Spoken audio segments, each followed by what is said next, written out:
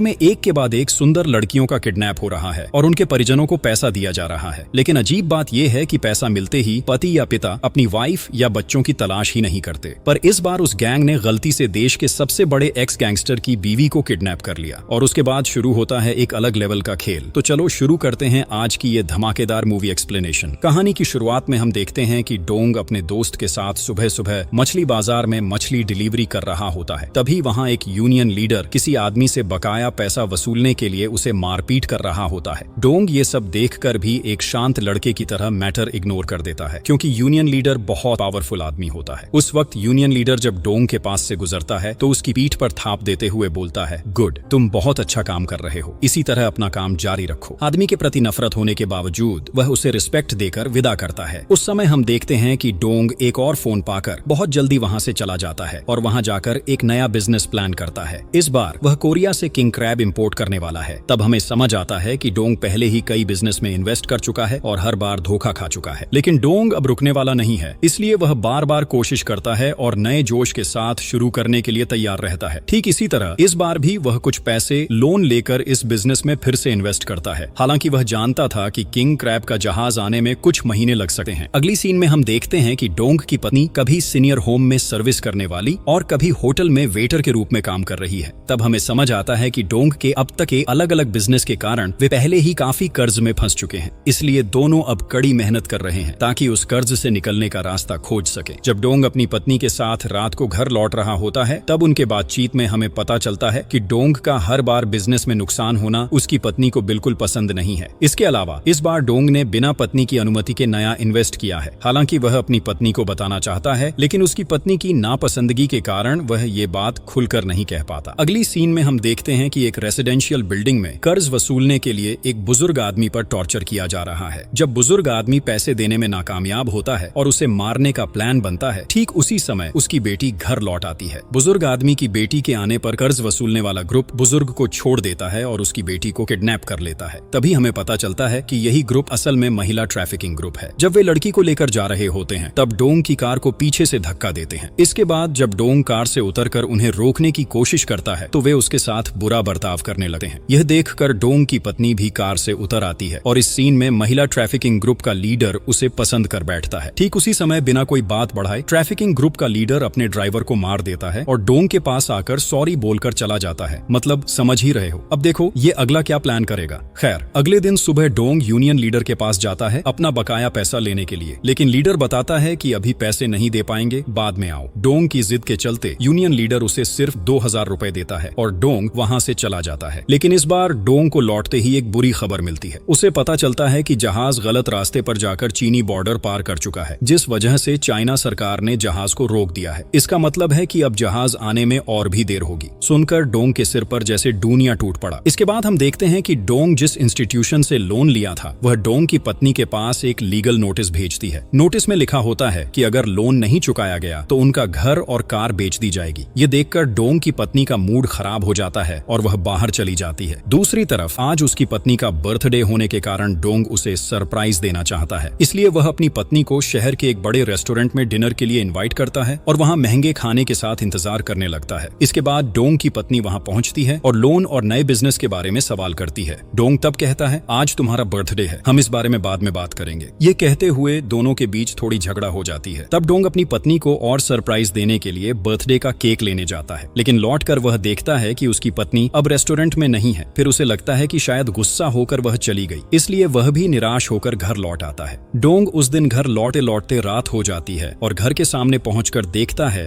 कि 2 कारों की एक्सीडेंट के कारण रास्ता ब्लॉक हो गया है और वह वहीं इंतजार करने लगा है। लेकिन तब तक वह यह नहीं समझ पाया कि इसी बीच उसके घर में जिंदगी की सबसे दुखद घटना घट रही है। उसके घर में महिला ट्रैफिकिंग ग्रुप के मेंबर्स आ चुके हैं उसकी पत्नी को किडनैप करने के लिए, और सड़क पर हुई एक्सीडेंट भी उनका प्लान किया हुआ ड्रामा था ताकि इस समय कोई भी उसके घर तक पहुंच न सके। इसके बाद डोंग घर लौटकर अपनी पत्नी से सॉरी बोलते बोलते अंदर आता है, लेकिन इस बीच किडनैपर्स उसकी पत्नी को वहां से उठा ले गए होते हैं।